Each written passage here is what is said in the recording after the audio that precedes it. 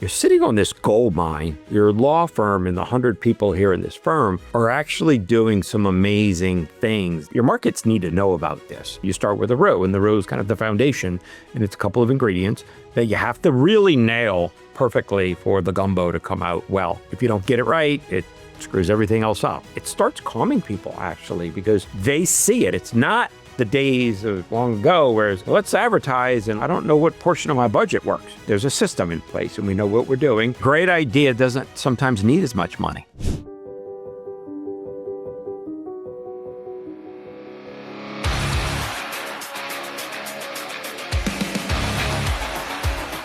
Sharp strategies, sweet success.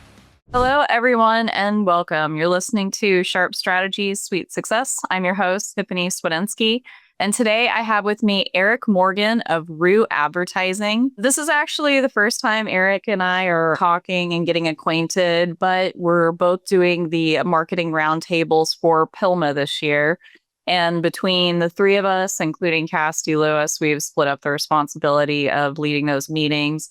And it's been super fun, although I just haven't gotten a chance to meet my fellow presenters. So we invited Eric on, and I'm going to let him introduce himself to our listeners. So Eric, thank you so much for being with us today. Well, thanks a lot for hosting and inviting me. I always enjoy the opportunity. And like you said, it's the first time we've really spent any time communicating one-on-one. I think we've been on a Zoom together once or twice in a larger group. But yeah, it's great to talk and just sit down and share some ideas and thoughts about what's going on in the wonderful world of marketing. As you said, I'm Eric Morgan. I run Roux Advertising. We are a 29-year-old ad agency. We do an enormous amount of work in the legal marketing space, but we do have other areas. We have healthcare and tourism, hospitality, but we have a lot of tourism legal clients around the country. And the bulk of what we do is really media planning, buying on the digital and offline world. And we do creative in the legal space, video, design, billboard, things like that for our clients. But the bulk of what clients come to us for is really our media expertise. Again, the strategy, the planning, the buying, the audience analysis, the analytics. And we find ourselves spending a lot of time helping them. In a lot of cases, it's just alignment. They need help. Something's not working. And so it's reveal what doesn't work, how to fix it, what's the best way to fix it to get that revenue pumping again, and to connect the dots, really. They're spending money. They don't know what the performance looks like. They don't know what the outcome is. So we're there to help build that model that says, look, this is what you need to put in.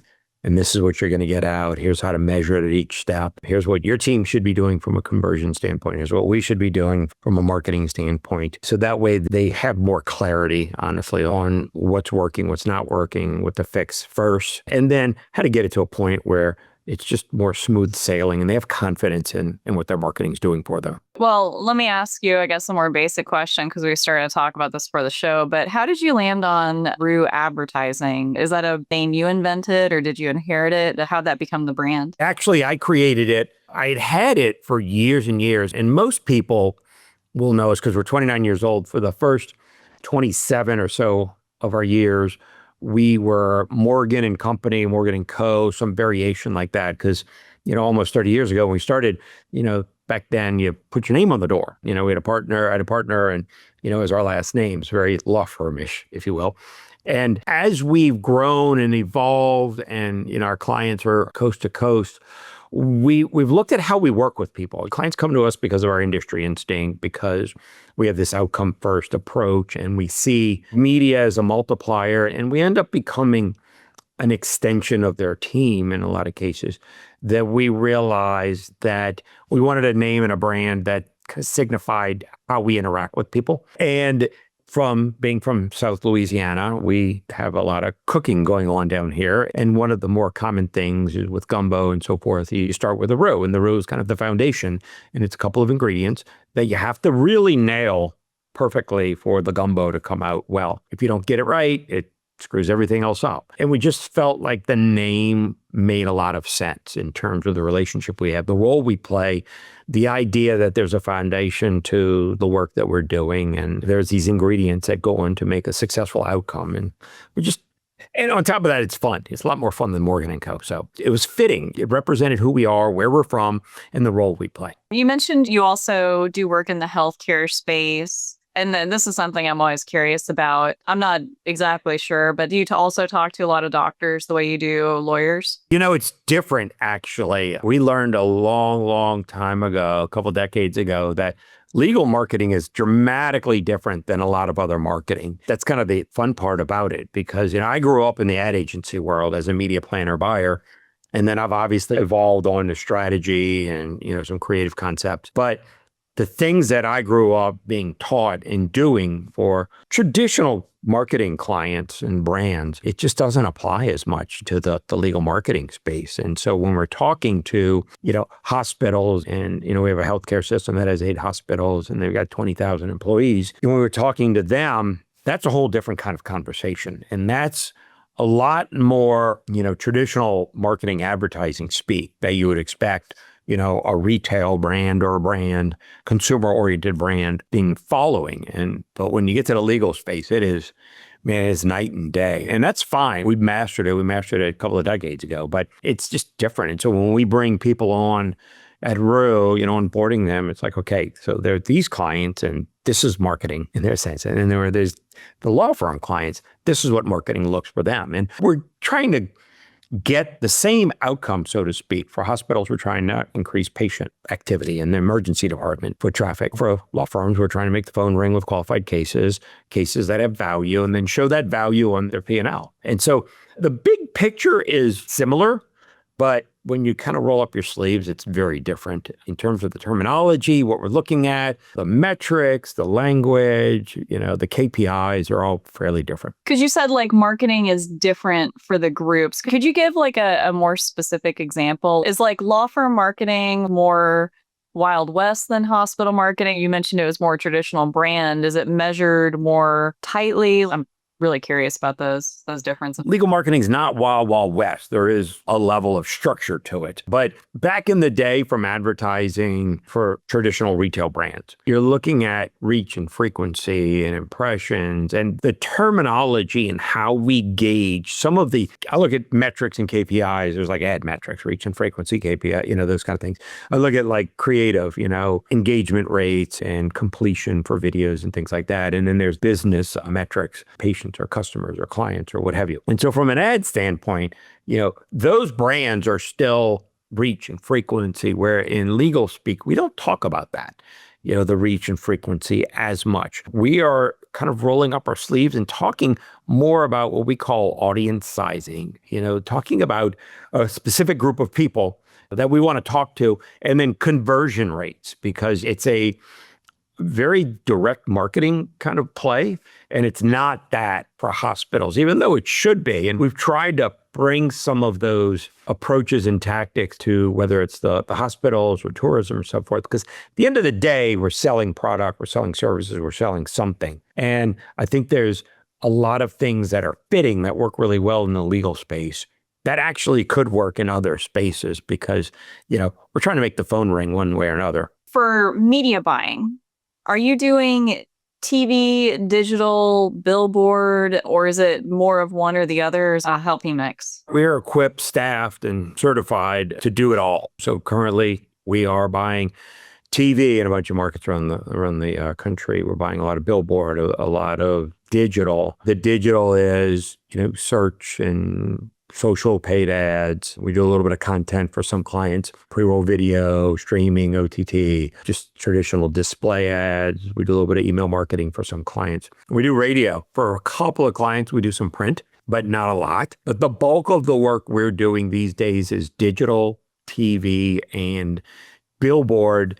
And it's dictated by our clients, what their needs are, the categories that they're in, and quite frankly, just the sign of the times, how people are getting information, what's shaping them. Let's say you have a law firm that wants to get into mass media and they're open to OTT, billboards, PPC, search, or social, paid social, all that good stuff. What would you recommend that they look at? Let's say a $20,000 to $30,000 budget. So what I would do is I'd probably back up a step, and I would back up a step, assuming that they're on board for this, and do just an analysis of their market, because when you mention TV or you mention billboard and all that stuff, there's 210 TV markets in the United States.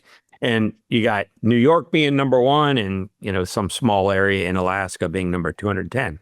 And everybody's a little different. Every market's just a tiny bit different. And it's a budget parameter as well.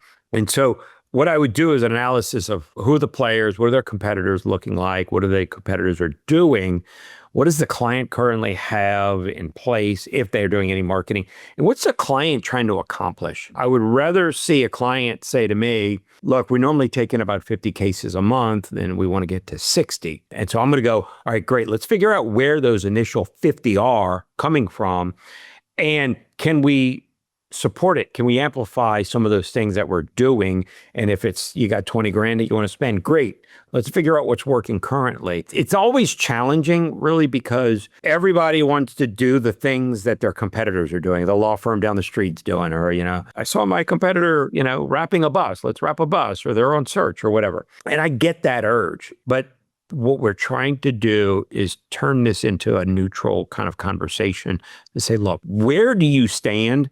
And how can you leverage that to your advantage? Meaning, what do you stand for? Who does this matter to? And who can you connect with?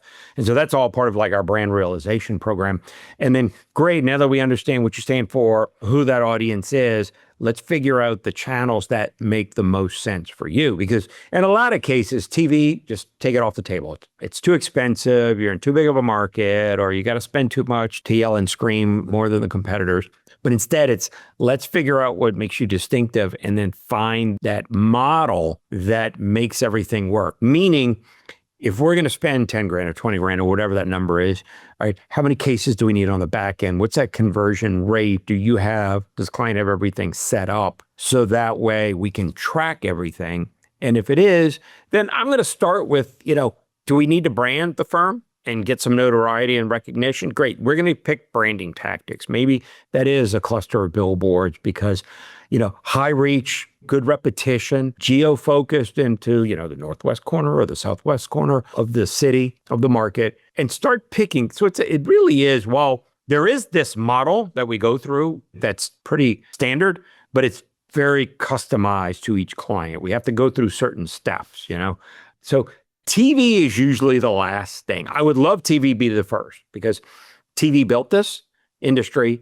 We can make the phone ring, but it's just out of reach for most brands, and that's the challenge. There are cases where we can do very specific, very focused TV campaigns, but oftentimes we're going to look at some other offline, maybe billboard, with some digital in certain cases, whether that's some video or paid social ads that are pretty focused from a geographical standpoint, from an audience standpoint. A lot of the law firms I've worked with previously, or a lot that I've talked to, they built up great practices because they get a bunch of referrals. And they're very digital mass media adverse because they say, like, the costs are too high. And I agree. I mean, costs for digital marketing are certainly going up. So I guess, like, what would you say to that attorney who's like kind of dipping their toe in the idea of doing digital marketing or doing mass media, but is looking at like cost per case and is thinking like, oh, I can just, get referrals from my buddy? What would you say to them? So it's funny you bring that up because we did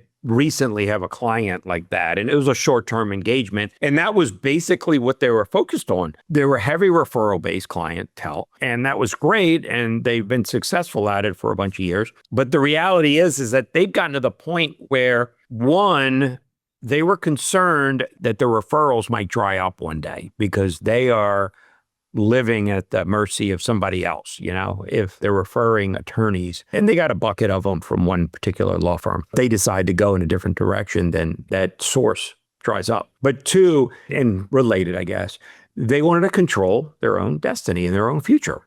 And so from us, and this is the beauty of, I guess, the evolution of our role and our side of the industry. The ad agency world, when I got into it in the 90s, it was selling TV commercials and print ads and, a little bit of digital in the early days.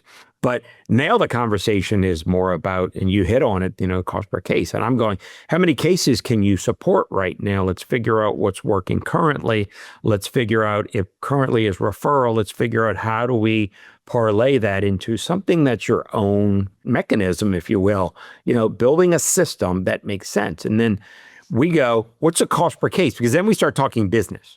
And it's not ad speak, it's not marketing speak. It's what's cost per case? What's the ideal client look like? How long does it take you to get paid from these clients or from obviously the settlement? And what does that look like? How long are you going to have to carry them? Is it 12 months? Is it 6 months? Is it 18 months? And so from an investment standpoint, we start looking at burn rate. We start looking at what it takes to market, how many people we need to put in the proverbial funnel, at what conversion rates and what they're going to get on the back end. And does that make sense from a business model? And they go, yep, great. Then let's kick it off. And if not, then we tweak it and figure out where it's going. But it is a giant step because it's one thing to have all of these referrals come through the door just because you knew somebody, y'all used to work together at a different firm and you're still their go-to guy.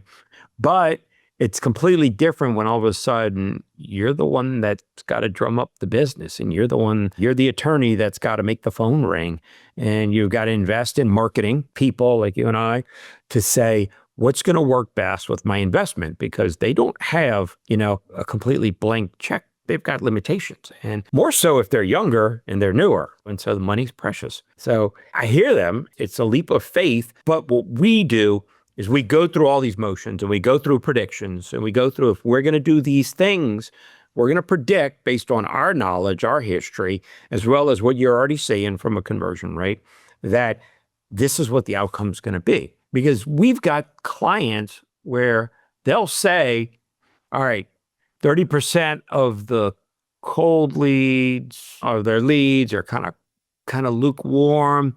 They call, but once they qualify them, that they can convert up to 90% of qualified leads. They're killing it. And I'm like, great. So we know math. We then got the formula and the recipe. It's just now it's up to us to go, how many people do we need to put into that equation to get it to be a cost per case of what the client wants, whether it's $1,500 or $2,500 or $3,500 if they're in a really competitive market. And when we go through that exercise, it starts calming people actually because they see it. It's not the days of long ago, whereas let's advertise and let's, I don't know what portion of my budget works. Now it's this, wow, there's a system in place and we know what we're doing. We know what at each level should be coming out of it. And then we understand how to tweak it and how to adjust it to improve performance. So there is a level of safety nets there. There's a level of, all right, here's what you're buying yourself into, and here's what it's going to look like, and here's the runway. They're at peace with that, actually, because they can see what it's going to look like. It's like going to an architect and going, here's the blueprint of your future home, and you're like, oh, I can envision myself there. Kind of incredible how much CPA's cost per cases have changed. And I'm glad you kind of mentioned the range because they can really be like 1,200 up to, it's edging closer to 4,000 depending on what you're looking at and what you're measuring. I mean, we've got clients that are well under $1,000, $500, $600, $700. And we got clients that are, $300, $400. We got one client that just wanted to put their foot on the gas and they didn't really care, much as we tried to talk them out of it. They're $5,000 cost per case.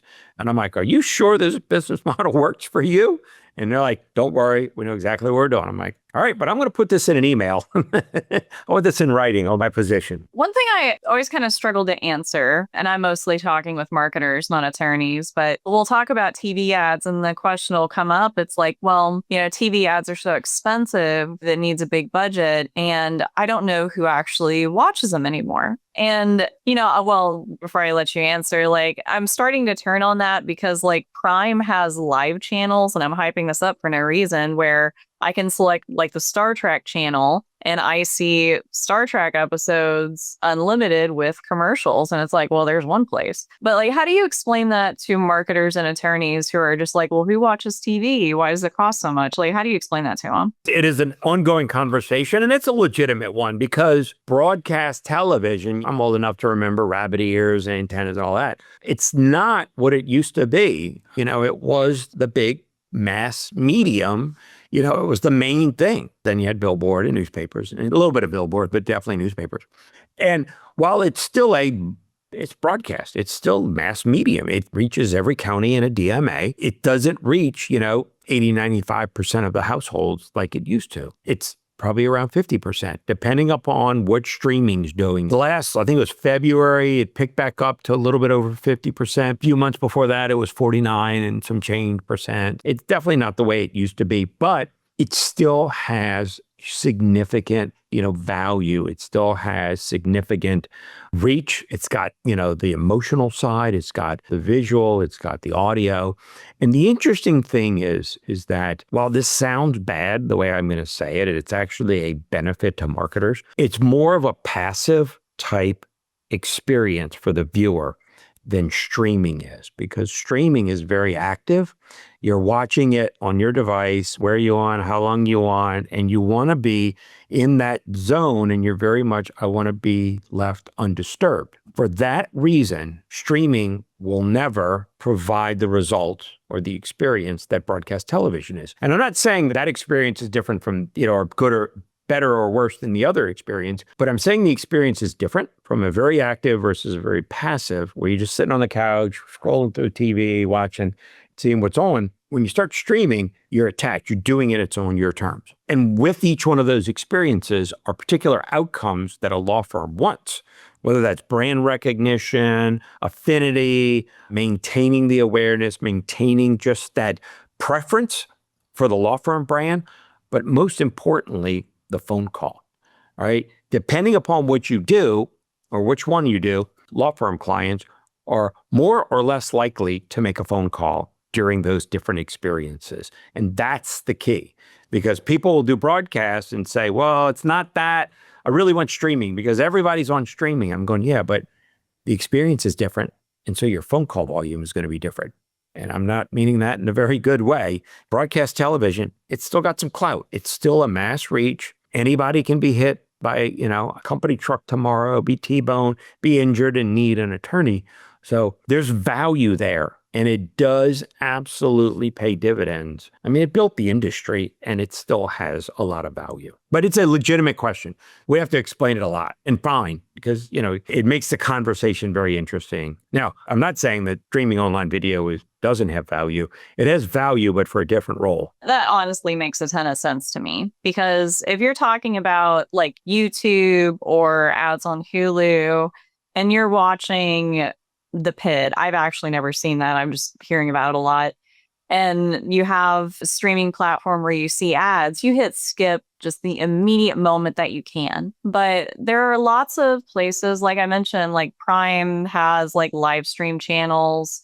There's also Shout, which has several almost public domain streaming channels that you could watch. It's almost like old school 90s cable TV. It is almost nostalgic. Like sometimes I watch it, just for the experience of seeing a show start and end, ad breaks. That's what it was like when I was a kid. But, I spent half my Saturday with Antiques Roadshow playing in the background. Amazon Prime, and I saw a bunch of commercials. It was very passive. Like you said, I was doing chores. Yeah. I was cleaning the windows, but, I probably heard 3 or 4 brands mentioned 3 or 4 times on these streaming channels. And so that might potentially influence my choice if I need a service and I don't know of any. I've heard that name a bunch. And that's what we're going for. There's so much competition in a lot of these categories that in our mind, we're focusing on this decision moment, and everything we do is around that decision moment, because, if we can win the decision moment for a brand, then the brand gets chosen, and then that choice, that action is going to show up in revenue on a P&L. And so the whole brand, making sure that it's always there, top of mind, people are considering it. There's an affinity, there's a relationship, there's a preference for it.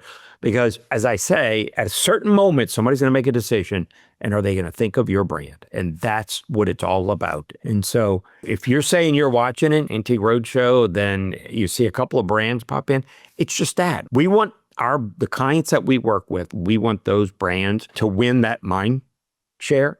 And then if they can win that mind share, then they can own the market space. Yeah. And I mean, I'll have to think about that too, because the whole different experiences and different outcomes just make so much sense to me. Let's say somebody is looking at doing billboards in a very competitive state for billboards. I was going to pick Missouri, but that's not that competitive. Let's say South Carolina. Somebody comes to you with wanting a design for a billboard, and what they want is kind of bland. And if you've been through South Carolina, you've seen South Carolina billboards. They're just wacky and wild sometimes. How are you going to advise like a law firm that maybe has a more polished appearance how to stand out in kind of a billboard landscape like South Carolina? You're funny you bring up South Carolina because we were talking about that a week and a half ago. We kind of take the client through a couple of questions and a little bit of an exercise because we're ultimately trying to, again, own that decision moment and be that brand of preference.